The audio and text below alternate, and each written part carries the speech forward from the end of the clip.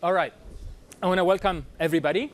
This is certainly the first Dean's Global Forum that begins with a game of musical chairs, but that sets a nice mood of exchange. This is, as you know, a very unique Dean's Global Forum for the very first time. It's not a solo guest. I have with me a very distinguished group of speakers, scholars, and leaders. Today we're going to speak about the humanities in the Arab world, opportunities and challenges. The concrete occasion for this is the release of an Arab humanities report commissioned by the Arab Council for the Social Sciences. And we're going to talk about humanities in the Arab world and then humanities in general. So joining me today, first to my left, is Professor Huda Sadda, who's a professor of English and comparative literature at Cairo University, and who's the author of the report. I want to mention, this is the report, Humanities in the Arab World in Times of Conflict and Change. Both English and Arabic versions are on acss.org, the website of the Arab Council for the Social Sciences, so look it up. My second guest is Setten Ishami, Dr. Setten Ishami, who's the founding director general of the Arab Council for the Social Sciences, and to date, the only person in the history of the Dean's Global Forum to have done two. This is her second. So welcome back, Setten. Also with us today is Dr. Joy Connolly, who's the president of the American Council of Learned Societies, one of the leading organizations in the US supporting, funding, and advocating for the humanities. Joy previously served as provost and interim president of the Graduate Center at CUNY, and she's a distinguished professor of classics. So to start us off, I'd like to ask Setten, who commissioned the report, to talk about contextualize the report with vis-a-vis the other things you do at ACSS before we hear more details from Huda. And then Joy will provide us with a reaction and an opening of a conversation about the report and about humanities in general. Setten? Thank you so much. It's a joy to be here again. I was here just a few months ago, and as Marwan said, and I did present at quite some length about the ACSS that time, so I'll be a bit more brief, but I don't believe last time we talked very much about the series of reports that ACSS has been putting out. So just very briefly, for those who don't know, the Arab Council for the Social Sciences is a regional nonprofit organization. We're registered in Lebanon primarily. We have a branch in Jordan as well. It's a membership organization, and I invite all of you to join the membership. The membership elects the board of trustees, which oversees the whole organization. And the main function of the ACSS is to promote and support the social sciences and humanities. We do that through giving out grants and fellowships, convenings. We have out on the table the call for abstracts for our next conference, which will be in May. Please take a copy, and it's also on our website. The conference is usually held in Beirut. We don't know at this point if we're going to be able to do it in Beirut, and if it's not in Beirut, it will be in another Arab city. We have a program called New Generation Program, where we have fellows who are students at the BA, MA, and PhD levels who have a 2-year fellowship journey with us. I can talk more about all of these things if it comes up in the Q&A. We focus a lot on networking, collaboration across the region and globally. Now, the context of this report, we have a major project that we call the Arab Social Science Monitor, and it's the monitor that oversees the production of these reports. As Marwan mentioned, this is the 4th report. I'll speak briefly about what the other 3 were on. The idea of the series really started very organically, developed very organically out of the ACSS work. It started with us innocently looking for a list of Arab universities and not finding a single list, comprehensive list of Arab universities. There was a UNESCO publication, but it was incomplete because it depended on what governments reported. So whole countries were missing, and some of the reports were not complete. The Association of Arab Universities only listed their own members. And even higher education ministries or education ministries often didn't have on their website a complete list. So it started very simply with, we need a list of Arab universities. And this has grown to 6 databases that are available on our website. And it's a bit hidden, but you can find it if you look. So we have a database of all Arab universities, with basic information, including the degrees in social sciences and humanities that they offer. We have a list of research centers, both those affiliated with universities and those that are outside universities. A database of professional associations, which in the social sciences and humanities, which are very few, especially the regional ones. A database of libraries, of publishers, and very importantly, of journals published in the region. The report makes use of all of these databases and provides the major sort of conclusions that can be drawn for the purposes of the report. And here I should explain why the cover of the report says 2023.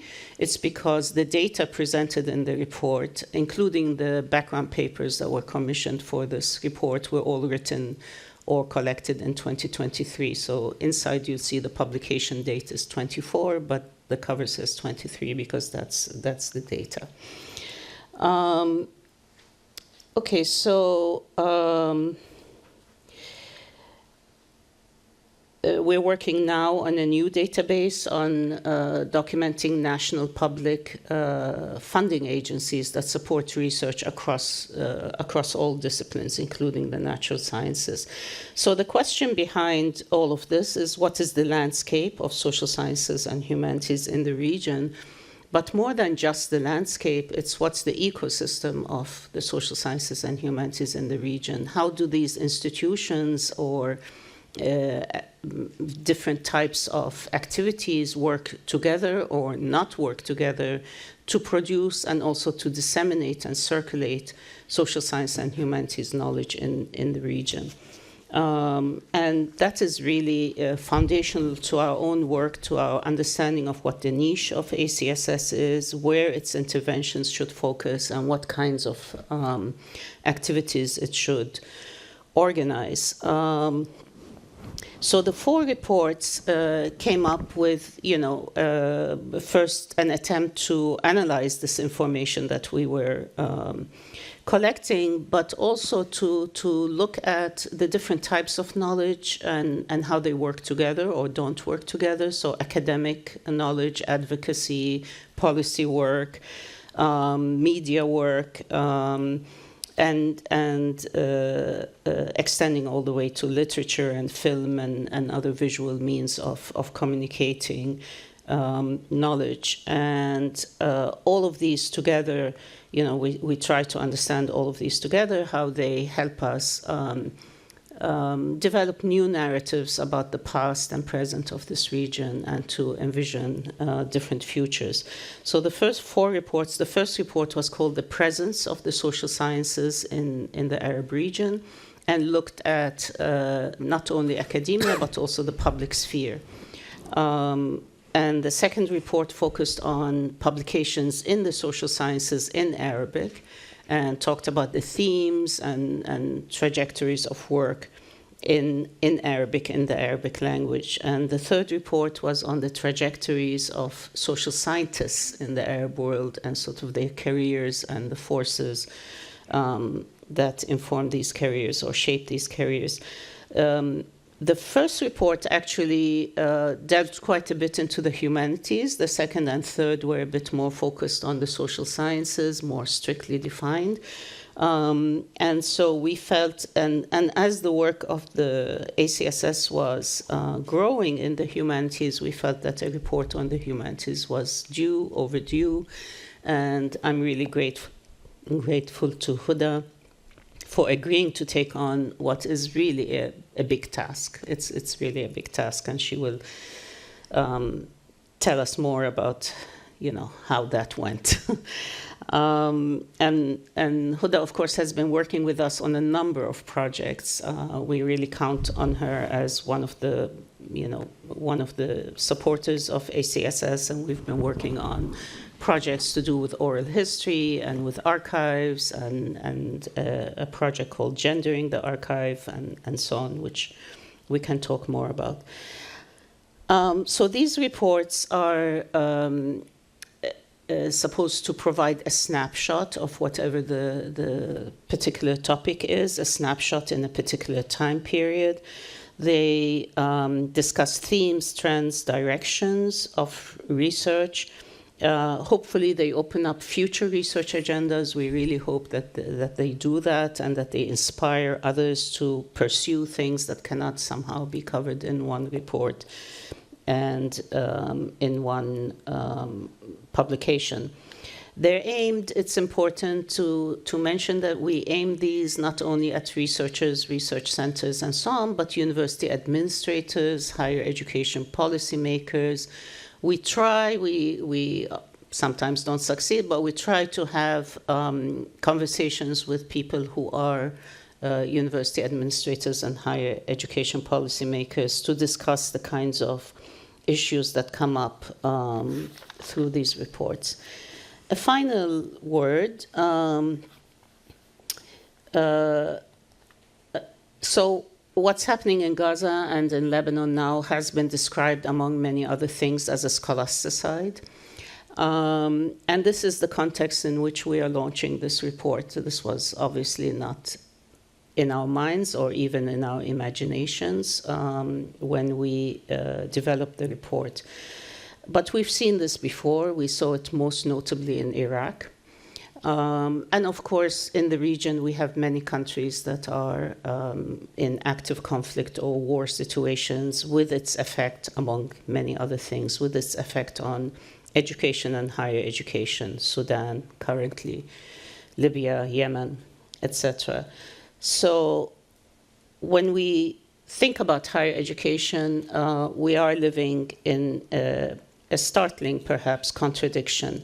On one hand, there's a push to reinvent higher education for a neoliberal economy, focusing on marketable skills, focusing on preparing young people for engagement with global markets. And on the other hand, we have a decimation of the most basic educational infrastructures. We have generations that are not even able to go to school, let alone go for more specialized training. In Lebanon, currently, all the public schools have been repurposed to house the 1.2 million displaced people in the country, so they're all closed, whereas the private schools are continuing through online or through hybrid teaching. So the inequalities that exist in any way are being just exacerbated, and the distinctions and the contradictions are getting larger. In Sudan, I recently saw a documentary where students don't have access to their records, and so even if they manage to leave the country or they want to pursue their education, they have no way of proving, where they are and in their educational journey. So we have the eradication of a generation through killing of children. We have a decimation of the infrastructure of learning and the creation of a new underclass among some of the most highly educated populations in the region, Palestinians and Lebanese. And for those who do manage to access learning, I feel we have an unimaginable disconnect between the content of what they're learning and their life experience. So these are not issues that we imagine to be in this report, but I felt that I wanted to say a word about this context in which we interpret and understand and think about the analysis that's presented in this report. And I really hope that from this conversation we can work together to think of ways to address all of these bigger questions, as well as the more immediate questions about the humanities and the future of the humanities. So thank you very much. Thank you, Satani. Thank you. So, Huda, would you like to move to the podium to present the report, please?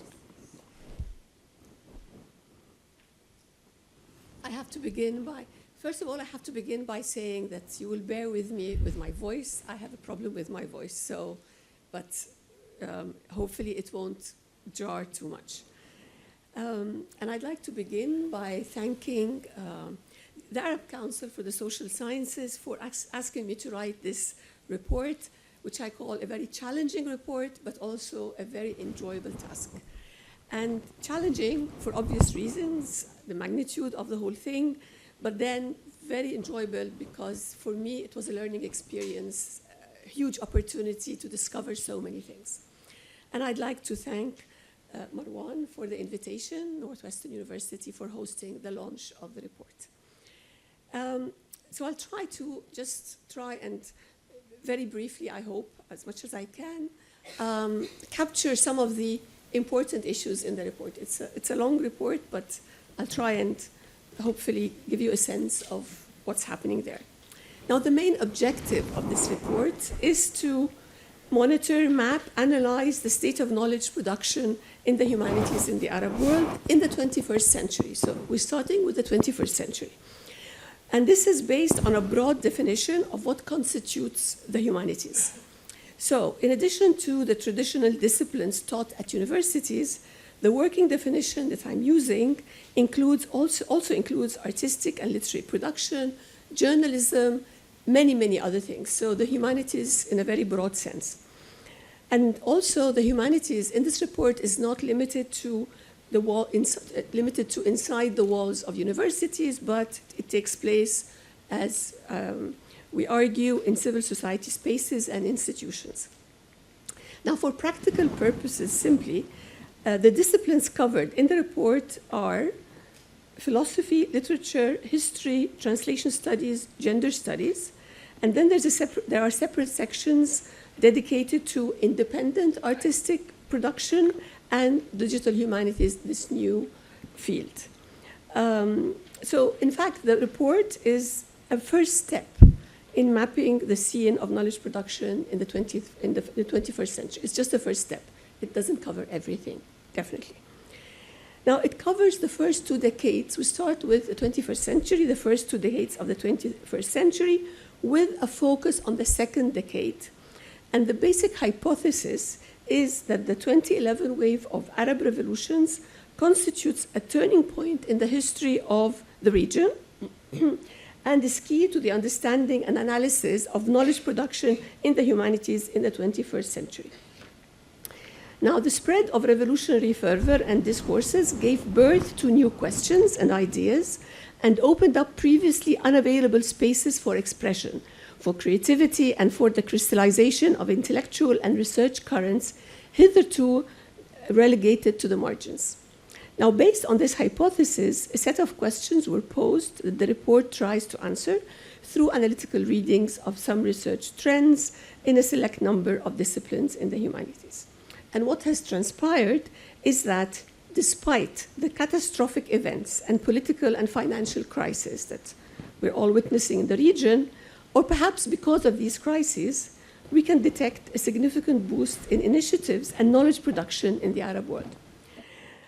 I'm not going to talk about the methodology. I'll leave it to questions if someone is interested, just to try and stay within the limits of time. But I'll talk a little bit very briefly about the challenges to knowledge production in the humanities.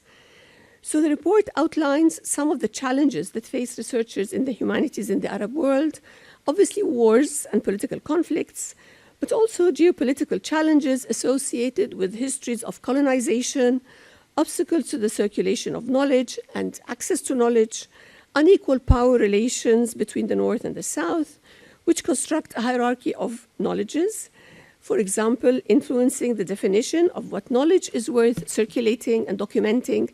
Hence, for example, as we all know, publishing in English in a reputed journal has become a deed of recognition and validation. Also, the scarcity or weakness of many Arab institutions that support research, the dependency on foreign funding for scientific research, and last but not least, obviously, the hegemony of neoliberal policies on universities that have had a negative impact on the mission and vision of universities, particularly impacting the humanities and the social sciences. So this is some of the challenges.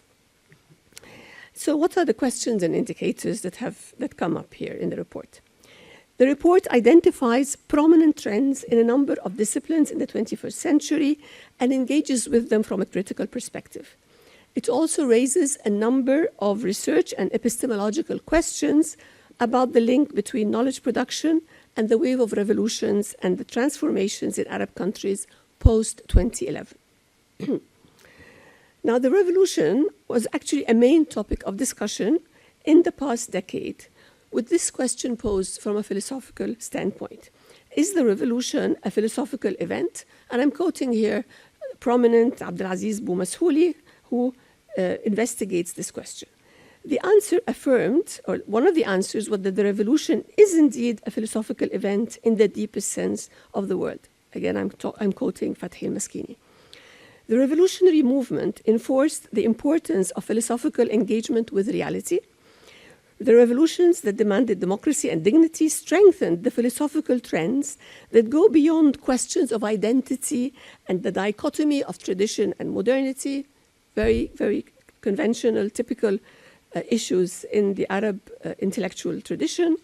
And they instead engage with the everyday life, with political and social questions about the foundations of citizenship, freedoms, and democracy. We also note the emergence of a trend called pop philosophy. It's a philosophical trend led by Abdeslam bin Abd al-Ali, a trend that exits the walls of universities and engages with the developments and transformations in society. Pop philosophy, just to give you a sense, tackles unfamiliar topics in philosophy, such as football, the impact of cell phones on our relationship with the world, new media, and their influence on our mental processes.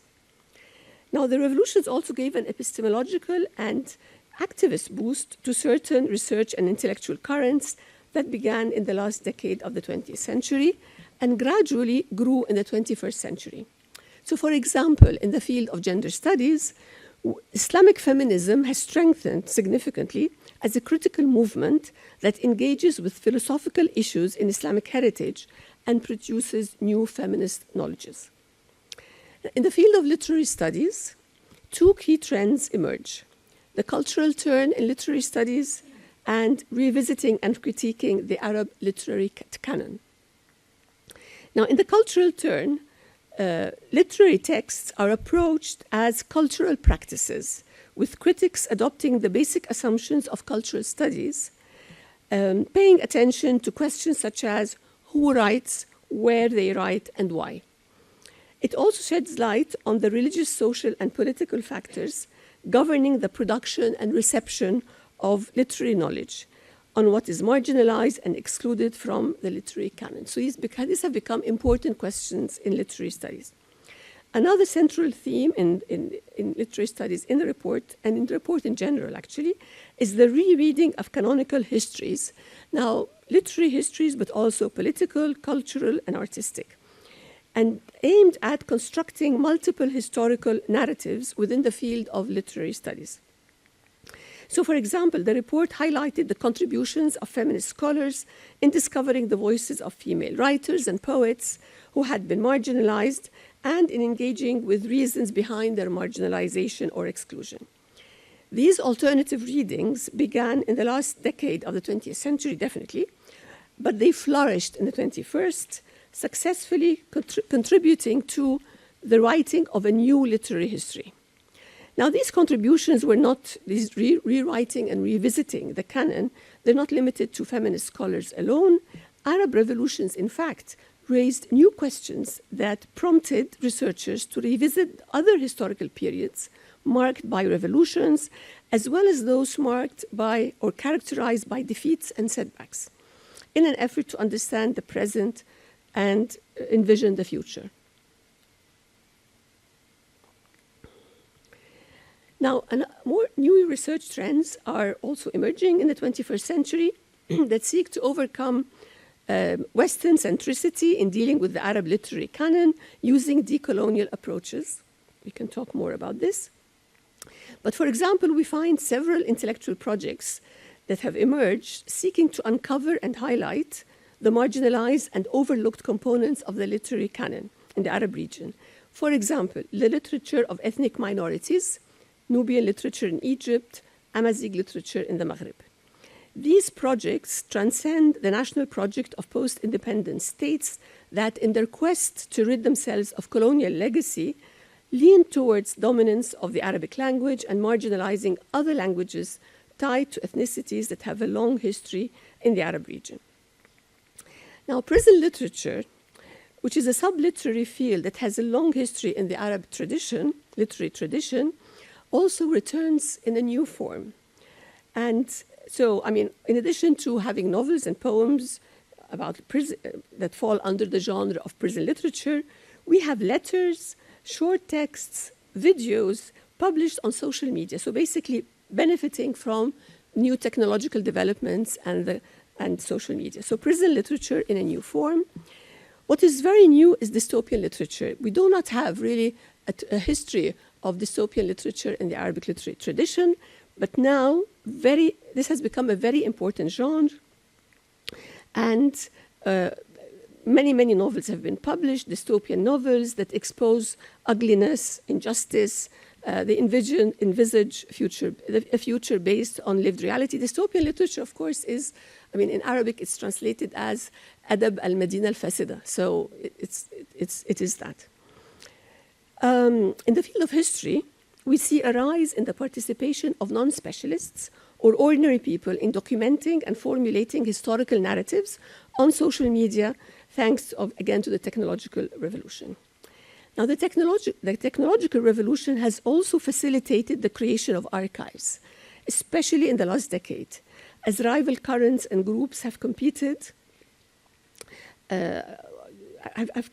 to document historical narratives that express their points of view on current political events, obviously. And there's a significant boom in archiving, and it is also, we can also understand or see that it is also a result of the political openness in the public sphere, which allowed for numerous discussions and the emergence of new voices expressing themselves and their own concerns and engaging with political issues.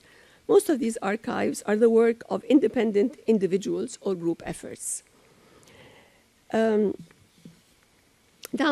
to just go to the state of the arts, again, very briefly, in the past decade, despite restrictions and censorship and limited resources, we see that the arts have remained a center of critical thought and creativity. Graffiti flourished for a couple of years, became one of the most significant artistic means of expressing political messages, but comics emerged to address complex issues such as sexual violence with the aim of reaching a wider audience. There's a boom in that genre. In cinema, the technological revolution and popular movements had a radical impact on Syrian cinema in particular, and Arab cinema in general. Again, opening up of political spaces encouraged filmmakers to explore sensitive issues, focus on subjectivity, and emphasize the body as a contested space. Now, I would like to move on to some of the questions raised by the report. So it raises a couple of questions about language, the locations of knowledge production, disciplinary boundaries and actors, and their role in supporting research currents. The report adopted the hypothesis that knowledge production in and about the Arab world cannot be limited to a scholarship written in Arabic language for several reasons, the most important of which are the valuable knowledge production of Arab researchers in foreign universities written in French, English, or German, the increasing phenomenon of Arab researchers moving to the West due to lack of opportunities and financial support, the shrinking space for academic freedoms in some countries, and especially so after the defeat of the Arab revolutions. However, the language used in knowledge production remains an important question and an issue that may require pause. especially if we agree that language is not just a means of expression, but a vessel in which ideas, concepts, and theoretical frameworks are shaped and are therefore an essential element in the formation of consciousness. Now, the Arabic language is the language of Arab culture. It is the main common element among Arab countries, despite the cultural and social differences that may permeate them. So here we ask the following questions. How can we work to support research and publication in the Arabic language? Is it useful to work on this within a reality that still exists and which marginalizes knowledge production written in non-European languages? How can researchers in the Arab world create networking mechanisms to formulate projects that benefit from the progress and development of knowledge in the world, and at the same time break free from colonial hegemony over knowledge, i.e., projects that seek to decolonize knowledge? And do these projects require the production of knowledge exclusively in Arabic? Some of the questions. Now, the question of language is closely tied to a second question about the sites of knowledge production and the relationship to the target audience. In the field of film production, for example, Viola Shafi, who talked about this, draws our attention to the phenomenon of the availability of European funding and support from international organizations for the production of independent Arab films in the 21st century, which provides opportunities for independent Arab cinema to be screened and disseminated. Now, these films are a definite addition to the global body of cinematic production, but they raise questions about the extent to which the industry is influenced by Western audience expectations as opposed to Arab audience requirements. So, audience expectations and how they impact knowledge production. And of course, the larger question is, to what extent do locations of production affect the epistemological product and its engagement with the expectations of society and the public? Now, the question of language and the location of knowledge production manifests itself differently in different places. So, for example, in the Gulf states, for example, a remarkable increase in the establishment of branches of Western universities. The question then becomes how these universities relate to the host societies and how these societies in turn relate to knowledge produced in foreign universities. Now, the third question concerns the boundaries and definition of disciplines in the 21st century.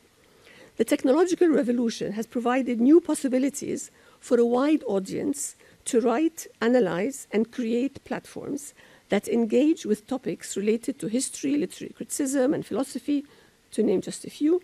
In addition, digital humanities have brought about actual changes in the research methodologies of specialists in general. We are now witnessing a notable shift toward interdisciplinary and cross-disciplinary studies.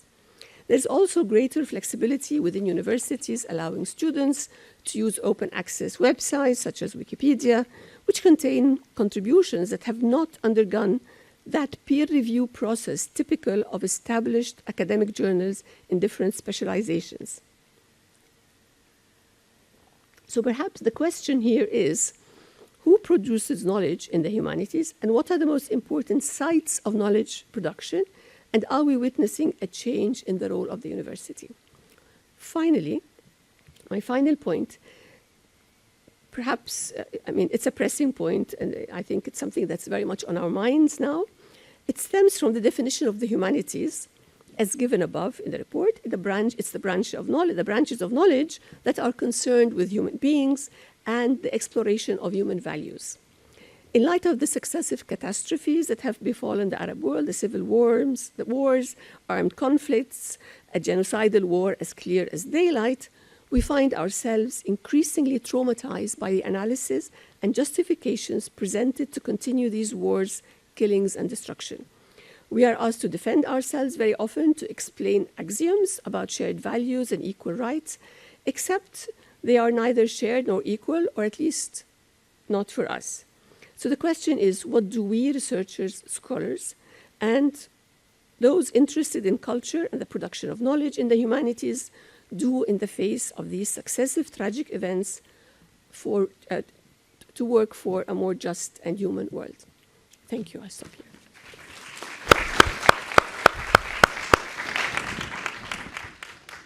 Thank you so much for coming, and thank you, Hoda, for that really impressive report, and thank you, Setni, for contextualizing it here, but also for setting the frame. I mean, in practice over the last few years, and thank you, Marwan, for inviting me. I want to say first, again, by way of reiterating thanks. To you, Hoda, it's enormously difficult to produce this kind of survey and have it be readable and have a through line, but also do justice to the many fields you tried to cover, and you really did it amazingly well. And so it makes for a good read, I think, because you have a sense of the momentum that began from the political transformations that you discuss, and the ripple effects from those transformations, but that also have a history going much further back, decades back, which you gesture to and do justice to, which is all too easy to omit. So it's really an amazing report, and your pleasure in writing it also comes through.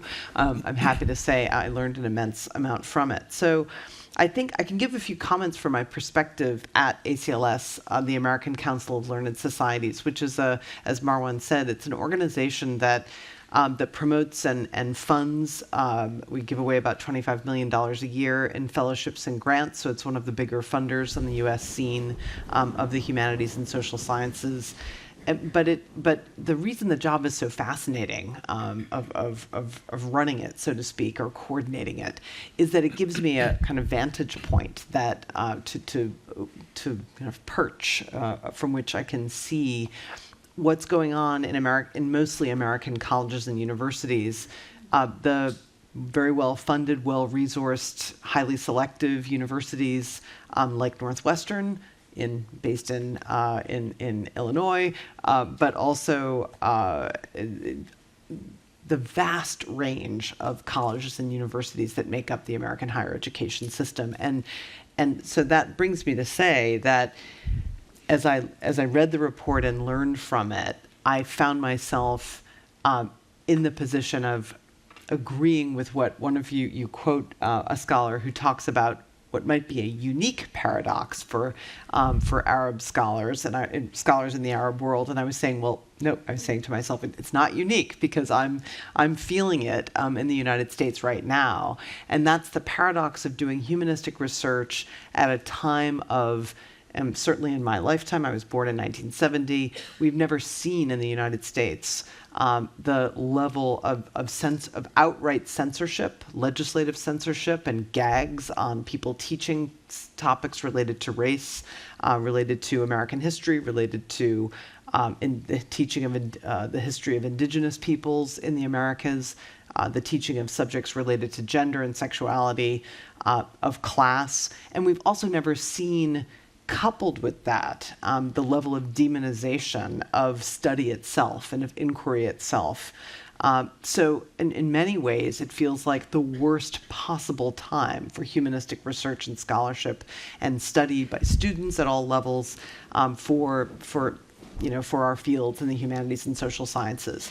And yet, at the same time, and this is the paradox that your scholar articulates so beautifully, it's a time of immense creativity, of innovation, of exploration of areas that had been hitherto historically ignored and marginalized, the adoption of methods, including community-engaged research, collaborative research to a degree to which we have not seen in the humanities and social sciences in several generations, and finally, attention to questions of hierarchy and exclusion that, and we're far from solving them, but we're just in the middle of a vast surfacing of tensions and exclusions that had been holding back, and still does to a large extent, but we're making progress, but it has been holding back the production and circulation of knowledge because of prejudices having to do with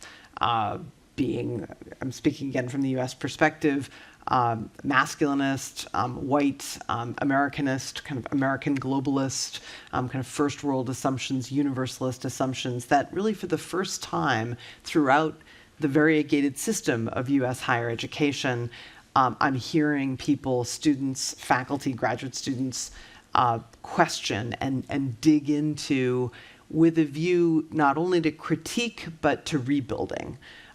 So it's an exciting moment where, in a moment of challenge, a moment of opportunity. I know that's a terrible cliche, but it really does apply in this case. And I found myself, as I read through the report, sharing, a sense of common ground and a sense of common battles to be fought.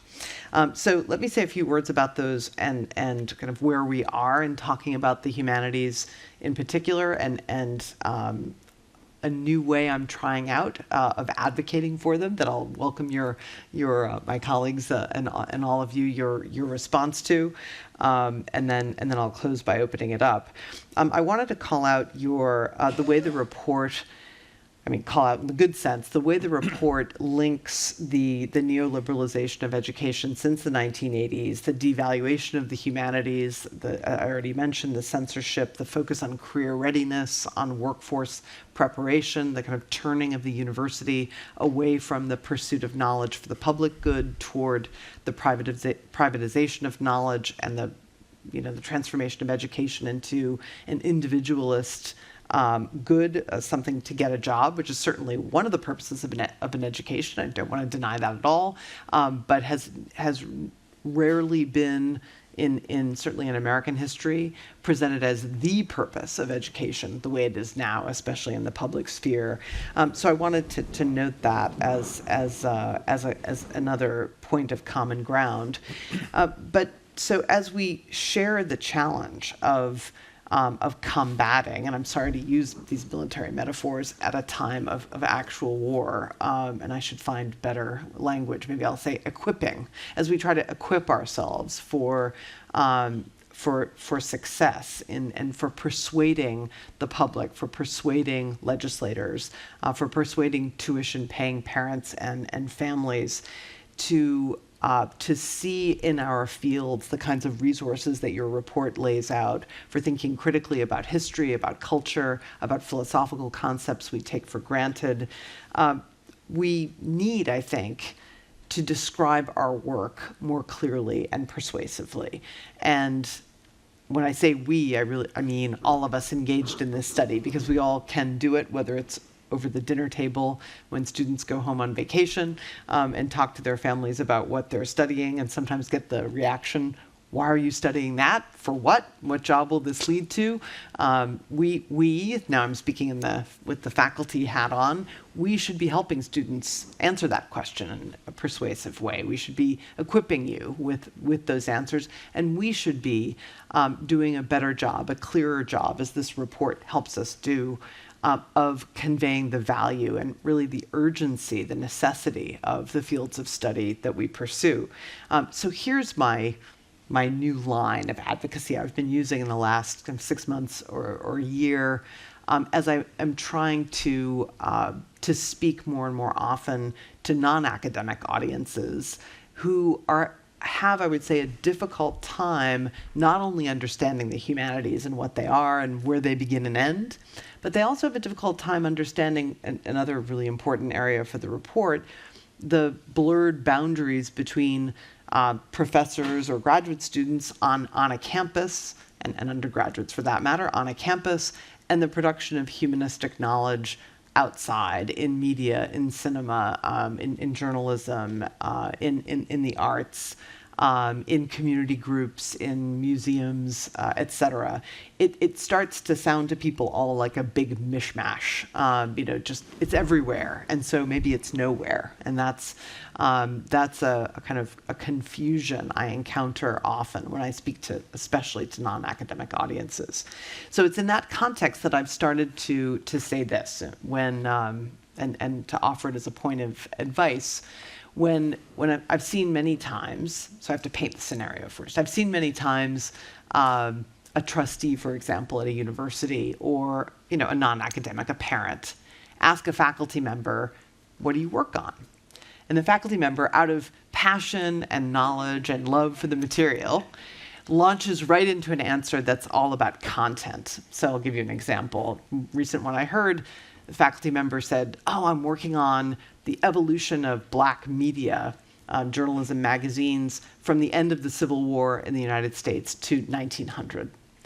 and as the, it was a pretty concise definition, a concise response. But even that couple of sentences, it's content that if you don't already care about it, it can be very difficult to pull people in, to why it's necessary.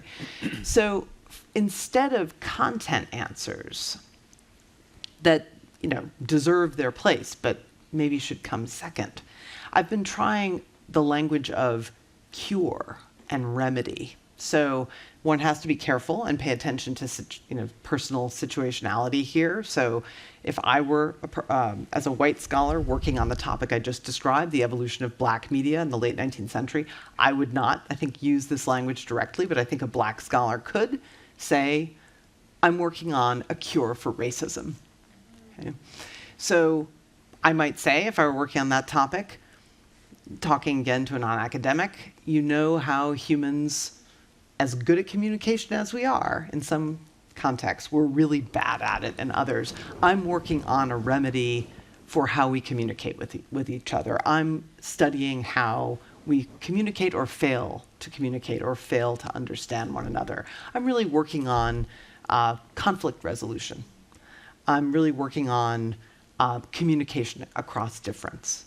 So to go to and again, this may sound too instrumental to you, or it may rush it may sound too, well, I don't want to second guess. I shouldn't criticize my own answer. You can do that in a few minutes. But I think in that attempt to connect what can sound to people like very arcane or disconnected or abstracted areas of inquiry to an ambitious and aspirational use, that is the language of cure and remedy, I think there's great promise there. And I could hear it, I think, especially, Hoda, in what you had to say about women's studies and gender and sexuality studies, that we have so much understanding and so much healing to do. And it doesn't have to be, I think, the language of improvement or progress or terms that impose categories, but the work of healing, the work of interconnection, of communication, I think has fewer value judgments, I think, imposed on it. So that to do that, and I'll close. I'll come to a close and ask a couple of questions next. To do that, I would just say we need to also be explaining to people, also something your report does really well, both the need for interpretation and criticism, which is a huge swath of study and publications in the humanities and social sciences. It's interpreting evidence. We also, though, need the evidence. We need primary sources. We need foundational research, whether it be in history or archaeology or in literary studies and textual criticism, manuscript work. I come from Roman studies, so I'll mention epigraphy and papyrology, the preservation of evidence on stone and papyrus. We need, in short, to create and construct a global and an equitable archive for study. And I use the word archive in part because I'm very influenced here by Akhil Mbembe, a brilliant Cameroonian thinker now based in South Africa, who's written an enormous amount about the African archive and the need for, particularly the United States and Western Europe, to bring resources to preserve this archive that we've played a large part in destroying for centuries. So beginning to come to a couple of questions for us to talk about here.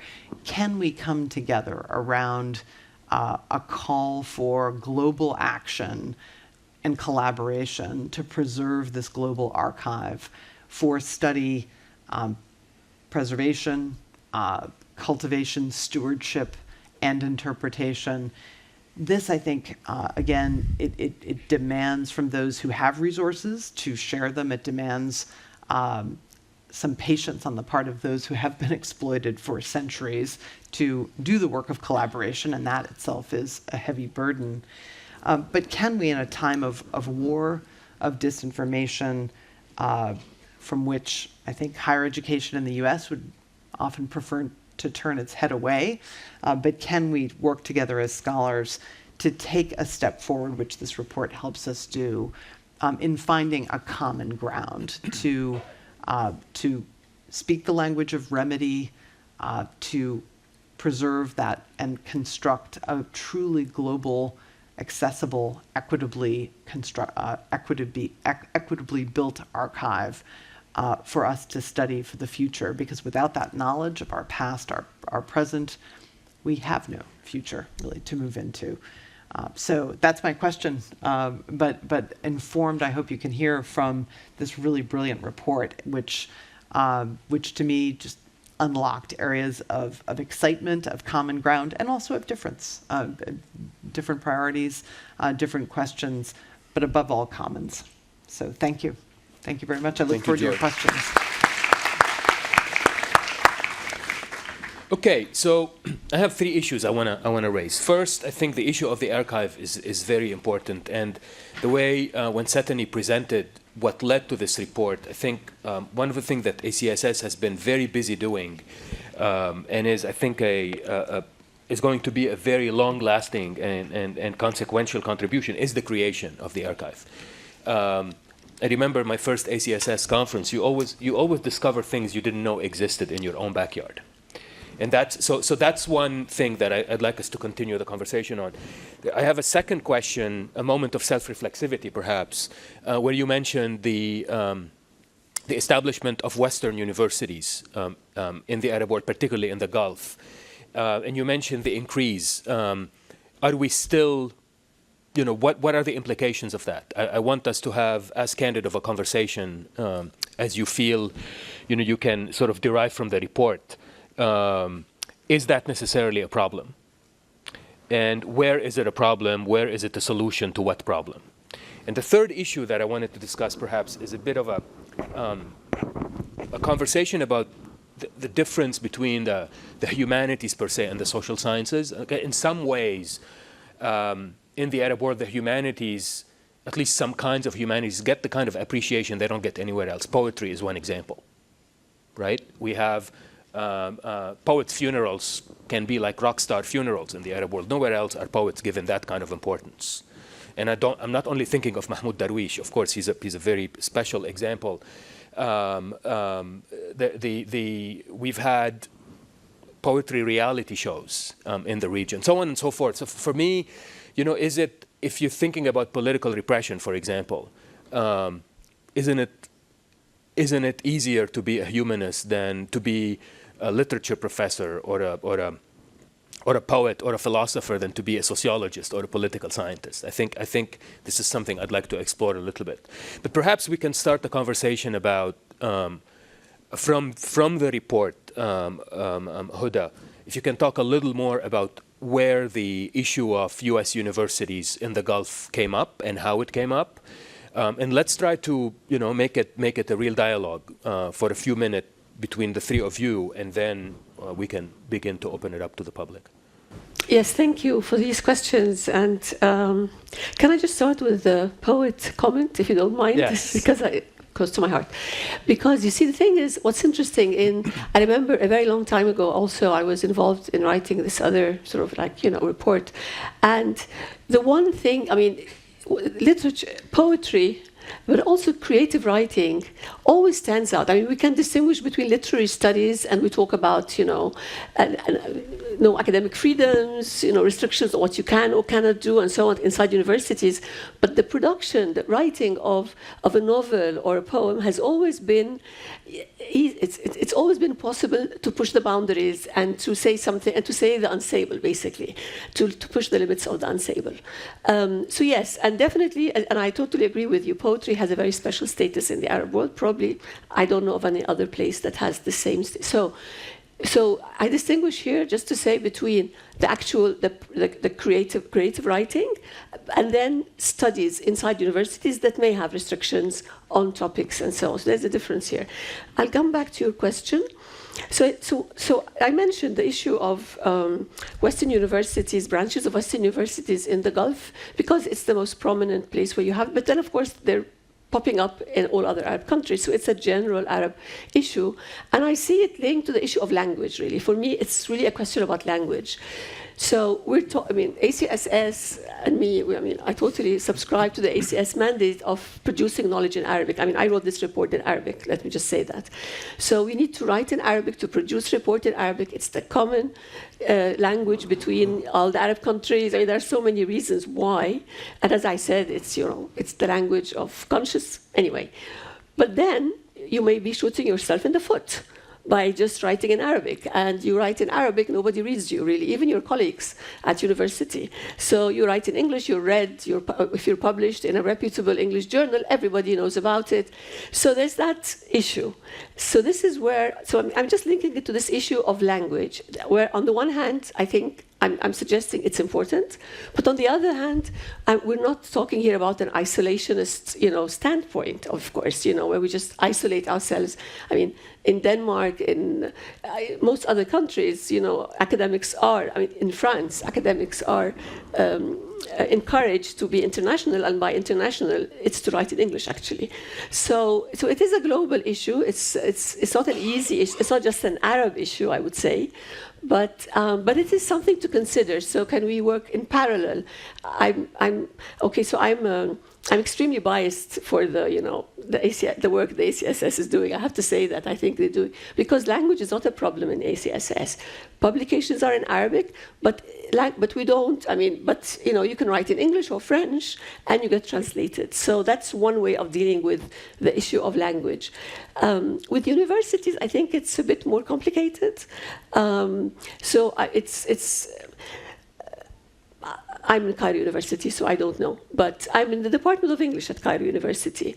And I will tell you that in the Department of English, because it's in English, we have more freedom than other departments, because we write in English. So what does that tell you? Does that mean that we stop writing in English? I don't think so. So I'm not answering your question. I'm complicating it because I don't really have an answer. So yeah. I would just point out that we're at a U.S. university launching the Arab Humanities Report in Doha. But just a tiny self-congratulatory joke aside, Satani, you wanna say a few things about this topic? Yes, thank you.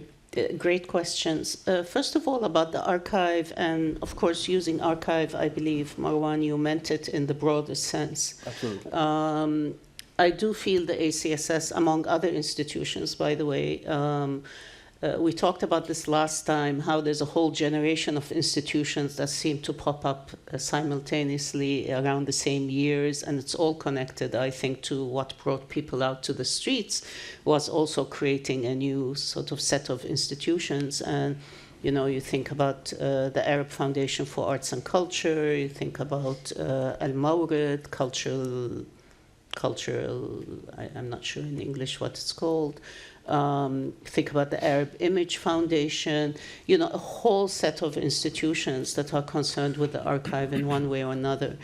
And what I would say about ACSS is that we discovered and we keep discovering that there's much more than we thought there was. Whatever it is we're looking at, whether it's academic work, whether it's archives, whether it's language, the arts, recovering historical memory. There's much more going on in this region than even we know who are in the region, working in the region, and definitely much more than people outside the region know about the region. And so we feel like one of our purposes as ACSS, and this wasn't sort of, in the original conception of ACSS, it was very sort of academic, straightforwardly academic sort of enterprise, is to tell ourselves as well as to tell others how much innovation and creativity there actually is in this region, which gets obscured due to a variety of reasons, some of which Huda has mentioned, and so on, language being one of them, but all sorts of other things as well. So yes, the archive has emerged as sort of a real focus and urgent sort of focus, I think, for us and for other institutions as well. The other thing I would say, and I'm not sure I'm going to articulate it very well, but is to kind of combat or equip ourselves against the very technicist approach to education, to modernity, to the future, to etc. I mean, this kind of technicist approach, which really evacuates everything we do, evacuates the humanity and the humanness of everything that we do, and all solutions are technicist, and all institutions. Can you give us an example, perhaps? So my take, and you can tell me if I'm wrong, on these branches of Western universities and so on, was that what was being exported were the professional schools.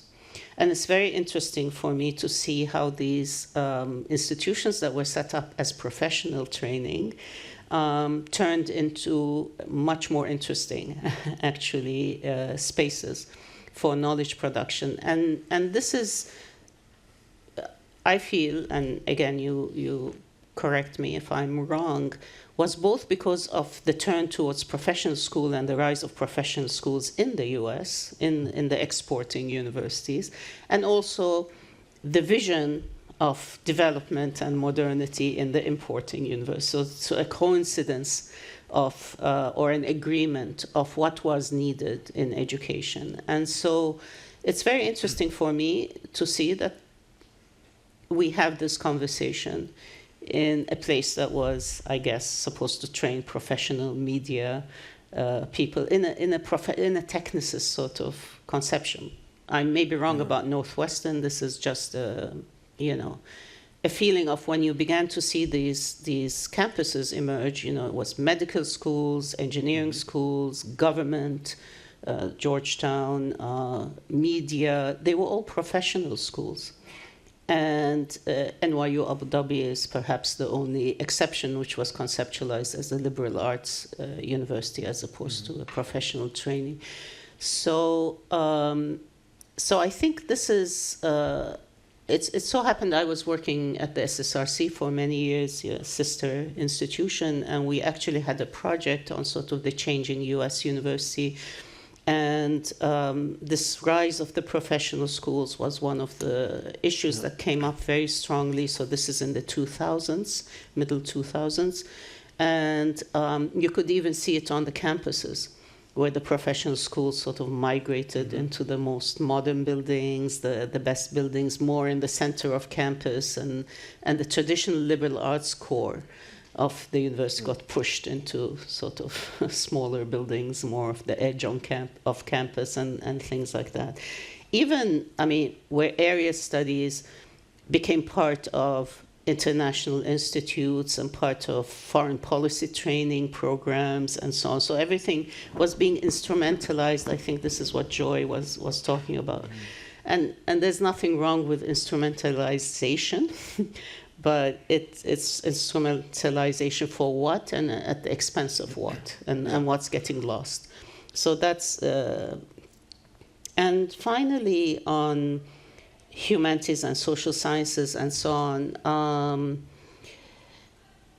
I think possibly because of the fact that literature and poetry are so central to our understandings of ourselves in this region that I don't think ACSS ever, even though it's called the Arab Council for Social Sciences, I don't think it ever had a very restrictive view of what the social sciences were. And I do believe that that's, people will always, burst into poetry at an academic conference, especially when they don't want to talk about what's, controversial. It's like we'll move into a different way of expressing what we're trying to communicate.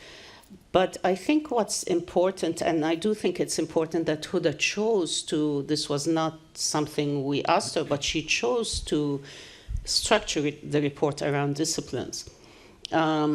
The other reports did not sort of divide the report into a discussion of disciplines. And I do think it was important because one of the things we're questioning are the boundaries of these disciplines and how useful is it to continue to structure our universities in terms of these disciplines. I don't know how we should restructure them, but I think it's a conversation that we need to have. And I think one important point that we try at the ACSS is always to kind of dislocate people from their comfort zones and confront other disciplines, confront other ways of describing reality and so on, in order to question kind of the standardized ways in which we have fallen into.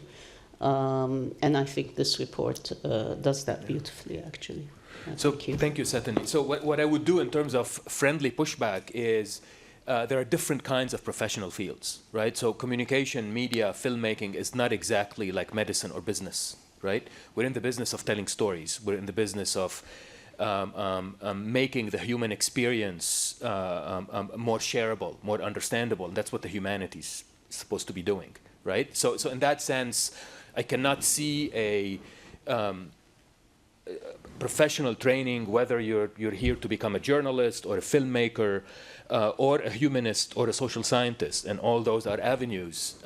There's sort of very basic need to draw on the sort of the heritage of humankind to be able to tell the stories about that you want to tell, right? But I do see your point. Joy, did you want to add something before we open it up to the audience? Yeah, I'll add a couple things. One of the areas you talk about, Huda, that isn't recognized as a discipline as such, I think here as well as in the U.S., is translation studies, and it's very interesting that it isn't recognized as a discipline. I mean, I don't think. I mean, I'm sure there are a few exceptions because the systems are so large and diverse, but students don't typically major in or concentrate in translation studies. And one of my questions is maybe they should, because I mean, I'm sure you all know the number of Americans who can speak and read a language other than English comfortably is extremely low. And the one of the things you point out in the report is that and I'm only kind of in summarizing it, I'm risking saying the obvious, but it's not obvious in the way you work it out at all. That studying another language deeply is an exercise in thinking differently and thinking through concepts and what they mean in different cultural contexts. And it's that makes this so interesting. So, and where does that sit? Is it the humanities? Is it social sciences? It's a very it's a difficult area or pursuit to locate in either one, and for that reason maybe exactly where we need to go. So that was one comment I wanted to make, and especially when I think about translating poetry, one has to pay so much attention to both source language and landing language in terms of conveying anything really about a poem. So again, is that humanistic? Is it social scientific, especially if you're dealing with a poem that's about a social concept like freedom? So I think that just usefully troubles these divisions. The other comment I wanted to make, before I moved to ACLS, in fact, a couple of jobs ago, I taught at NYU and was dean for humanities there when we were doing a lot of hiring at NYU Abu Dhabi. So I spent time there, and before the new campus, which is now no longer new, this was even before those days, and one of the challenges we ran into was absolutely the interests of students in pre-professional education, same as in NYU New York. I mean, it was not more or less.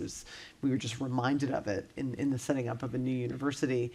And we were also really troubled, and I think the campus still is, and in a sense I hope it is, by the importation of the liberal arts.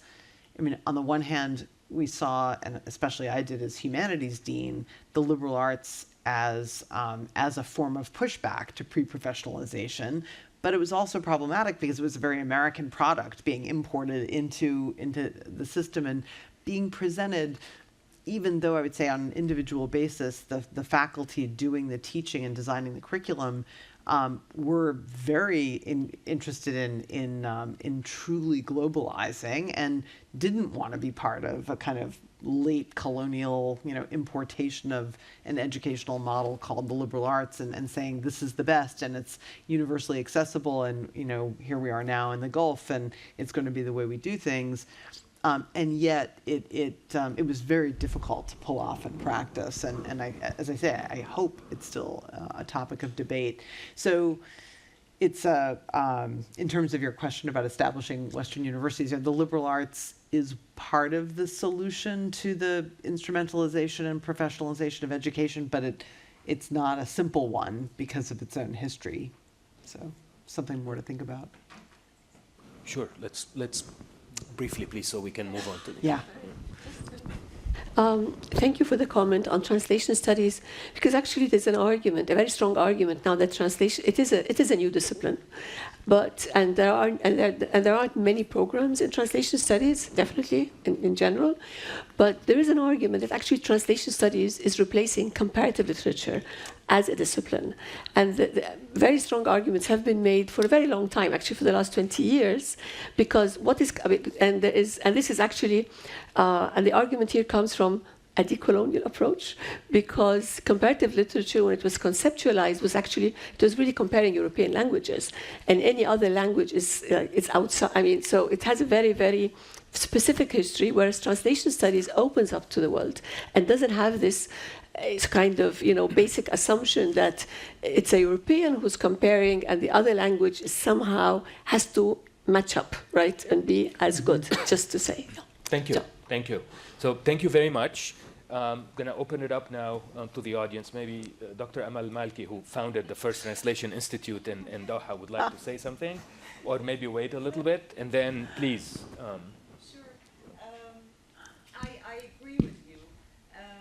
And I found it very challenging. So I was recruited by Her Highness in 2011 to establish a translation center that would connect the output of the American universities here in Education City to the community, with the community. So the challenge, I faced several challenges, but what was easier for me is to establish an institute that would combine education and profession. So, and this is exactly what we did. We launched 2 MA programs, one in translation studies and the other one in audiovisual translation. And a professional translation unit within that institute, besides a language center. So far we've got 3 master's programs, a language center that offers 12 languages, 7 of which just for kids, and a training center. But the challenges was basically when I founded the College of Humanities and Social Sciences, and the institute became a department. It was devalued, unfortunately. It was a department on its own, not humanities, not social sciences, but it wasn't perceived as on equal footing with the other department, which was the Middle Eastern Studies department. So, which has a language, a women's studies program and a digital humanities program. So that was a challenge. The other challenge was the faculty's production. So they wrote in English and Arabic. We sought accreditation. So we were able to get an international accreditation from the University of Geneva, based on the Geneva accreditation scheme. But there were no other units or organizations that would accredit us. But at least it is, until now, the only accredited unit within HBKU, the university as a whole. Thank you. Thank you, Amal. Thank you. Questions, comments? Yes. First of all, to all of the panelists, wonderful discussion. Thank you. I'm Professor Yusuf Mary from the Walid Center for Muslim Christian Understanding at Georgetown in DC. I'd like to thank all of you for a wonderful panel. I looked at the introduction to the report. Of course, I couldn't find a link for the entire report, but I found that the recommendations were compelling. How do you translate these 17 recommendations or 17 points that you made in the introduction into a call for action? And have you received any feedback at all from any local partners in the Arab world at all? Thank you. Thank you. Maybe that's a question for Satani. The report is hot off the press. I think the link, the full link, just came up today, I think, in Arabic and in English. And this is the first, actually, I saw the publication itself today for the first time as well. So it's really, really new. All the reports, well, some had more sort of recommendations presented as such, but all of them had sort of implications. The first implication is always for ourselves, or one of the conversations is, what do we do about sort of these issues that are brought up by these reports? And here, we're lucky to have a strong working relationship with Huda and with the other authors who wrote the background papers and so on. So this is something to discuss. What I'd really like is to be able to have more conversations, as I mentioned, with university administrators and higher education policymakers, which hasn't been very, very easy. We've tried over the years, because the contexts are always very different in each country, in each university, and so on. So I know I'm not answering your question directly, but with this report, it's still brand new. It's still sort of being formulated in our minds. One thing we want to do now that we have the 4 reports, and really the second and third report were written in the context of COVID, so there was a lot of delays, and we weren't able to do as much dissemination as we did with the first report, and that we've been, we're planning to do with this report, is to look at all of them as kind of a series of baseline studies. They all have their limitations and things they couldn't cover and so on, but to take them all together, actually, rather than each report by itself, because they speak to very common issues. I'm avoiding the question directly, but just to say, we'll be, watch. And also, I should say, our website is very cumbersome at the moment, really difficult to find anything, partly because there's so much going on and it gets buried under sort of layers and layers of pages. But watch for a new website within a month, I hope. Yeah. Thank you, Satani. Do any of the students who are with us in the room today have any questions? I feel that you do. No? I would ask how they would respond to Joy's example of when you go home for vacation and they ask you what you're studying. I mean, I studied anthropology, so that was very difficult to explain to anybody, not just my own family. And one of the things that we try to, so I mentioned the New Generation program very quickly, and one of the things we do try to emphasize is that although we're interested, of course, in encouraging people in an academic trajectory, but like how open the field really is for people who study these sorts of fields, that there's actually a lot of opportunity. So I wonder if they feel the same way, or they also feel constrained. Yeah. So when you go home and they ask you what do you study, what do you say?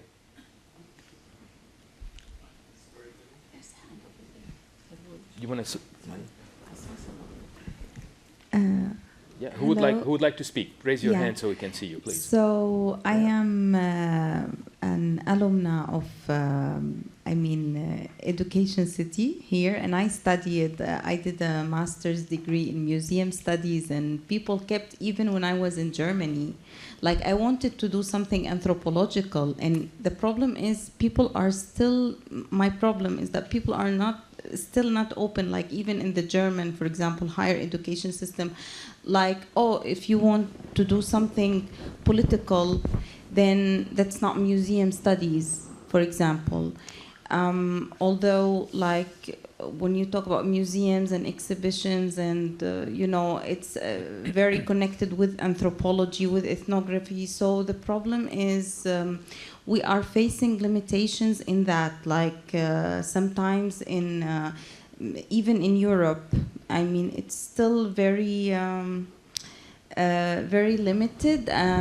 You know, like for example, if you you have to study anthropology from the beginning. And also, I would say, like, having studied also English literature at an Arab university, but then I have 2 bachelor degrees. So, talking about Western universities in the Gulf. So, I studied tourism management at the Dutch branch satellite campus. And then I studied museum studies at the British satellite campus. And then I studied English literature at the National University. So I moving between, and then I went to the Freie Universität in Berlin in the Oriental Studies School to study Middle Eastern studies. So moving between these institutions of higher education taught me a lot. Like, first of all, in Germany, I mean, they are still an Orientalist temple. Like, you know, I remember I took a class and one of the professors was explaining to us about his PhD, which was published by UCL University Press, that he did an ethnographic research about how gender segregation in Saudi Arabia was empowering 2 women. And I was like, how is this any different from an afternoon tea party among British ladies, for example? Like, I see a lot of research being a continuation of this exoticization. And this is, for me, very concerning. And I just, my question, do you think that there is a change in this, or is this continuing? So thank you very much. Unfortunately, we don't have time to take question now. We still have, we're on time, and we have one more student who wanted to speak, or former student. Yes, please. What do you, when they ask you what you study, what do you say? I think the first word that comes to my mind is storytelling, but me coming from like an Arab household, like it's hard to convince my parents, like it was already hard to convince my parents to come and study like in quotes, just media, especially that the university just has journalism and communications major. But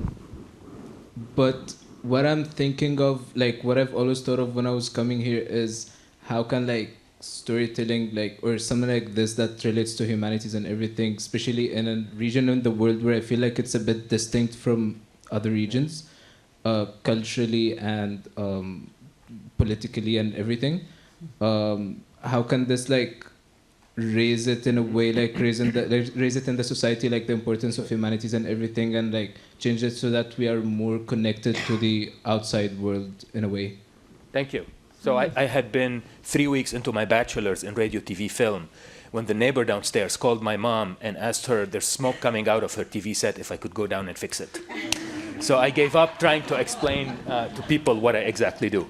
So any very brief closing thoughts? We're out of time, but I want to make sure you can close. Hoda? Okay, the humanities, very difficult to talk about sometimes, but I think the basic thing is that, I'm sorry. Right. So I think what we, so I come from the English department at Cairo University, and it's a feminist department. So we teach our students to be feminists. And let me just say that. And I think what's happened, I mean, when I think of, I took an interest at one point in time, very quickly, in how this department was founded. Very early in the 1920s, we actually celebrate the 100th university next year. And it was founded immediately after the founding of English studies at Oxford and Cambridge. So the other two departments, so Oxford and Cambridge, it's English studies is actually a post-First World War phenomenon.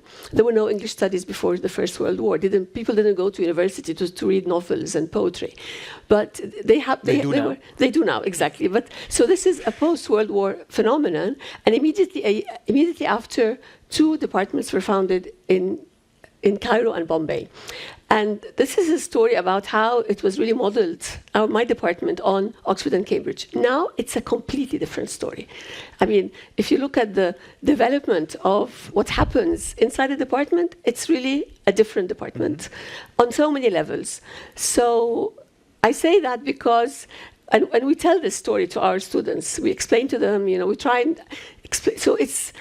So the humanities is about understanding ourselves, our history, and hopefully doing something about it, and having the skills to tell the story that will convince others. So, anyway. Thank you very much, Huda. So I want, before we give everybody a round of applause, I want to thank our distinguished speakers for this conversation. I want to thank you for being here. I also want to thank a few NUQ units who made this possible today. I want to thank, first of all, the staff in the Dean's office. I want to thank our communications team. I want to thank our digital media production team. And I want to thank our facilities management team. The cushions on the back of these were a very nice touch. This is new. Please, let's keep them coming. Thank you all very much. Thank you. Thank you.